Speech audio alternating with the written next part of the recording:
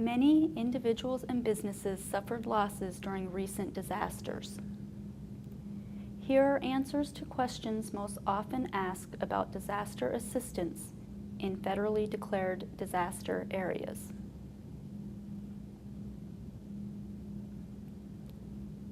How do I apply for assistance?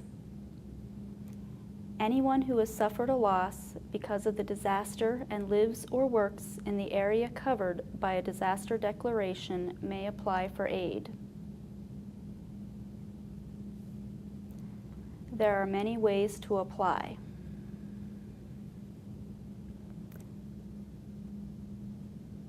Online, by phone, by video relay, TTY, by web-enabled mobile device, or at the disaster recovery centers.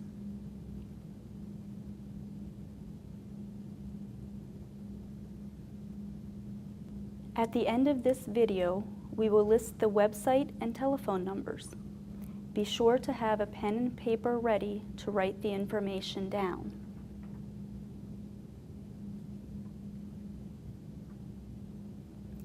If you have a disability and need assistance registering, just ask the representative on the phone or an official at the Disaster Recovery Center.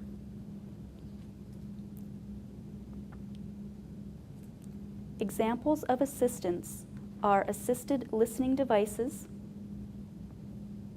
computer with video remote interpretation, video relay services, and on request, a live interpreter can be scheduled.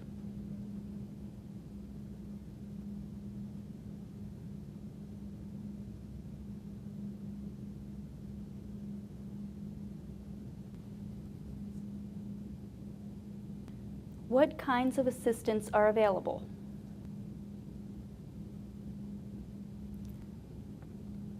There are grants to help pay for temporary housing, home repairs, and other disaster-related expenses not covered by insurance or other aid programs.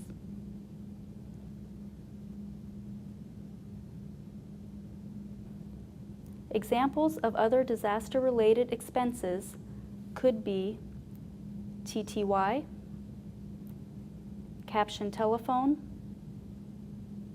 or alerting devices.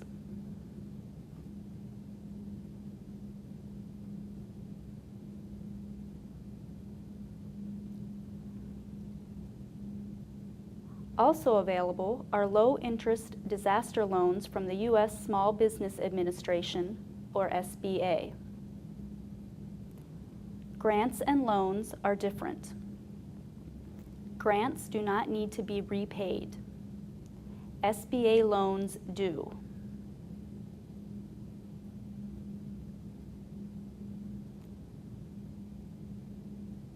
If you receive an SBA disaster loan application after you register, you should fill it out and return it, even if you don't want a loan. If your application shows you qualify for a low-interest SBA disaster loan, you don't have to take it. If it shows you don't qualify for a loan, you may qualify for other forms of assistance. If you don't return the application, the process simply stops. You will not be considered for additional aid.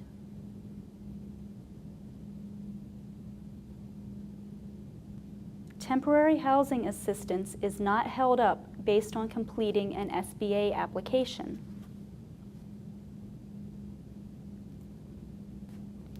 Renters who are displaced from their homes by a disaster may be eligible for a FEMA grant to help them pay rent for temporary housing. Rental grants typically are for a 30-day period.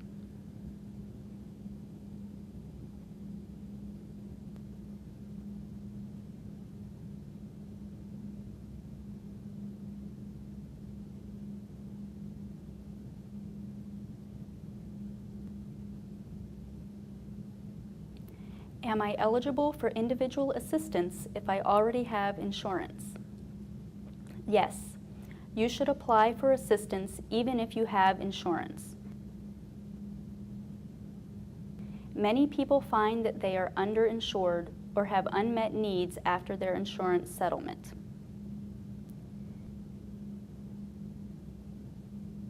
If you have insurance but don't file a claim, this might affect your eligibility for assistance. Remember, for things not covered by insurance, disaster assistance may be able to help.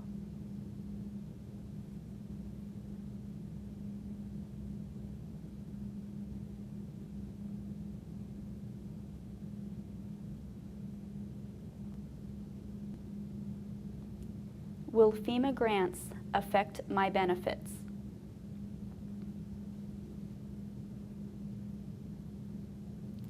Receiving money from FEMA will have no effect on existing benefit payments from Social Security, Medicaid, disability benefits, food stamps, or temporary assistance for needy families.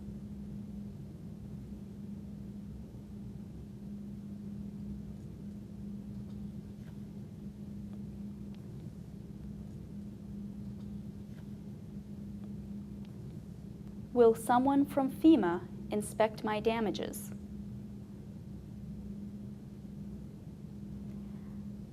A few days after you register for assistance, an inspector will contact you to schedule a time to meet you at your damaged home.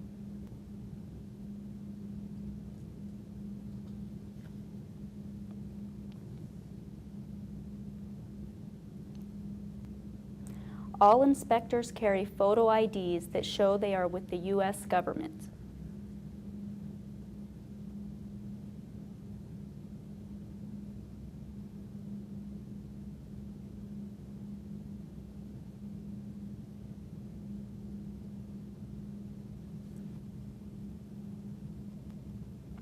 How can I check the status of my case?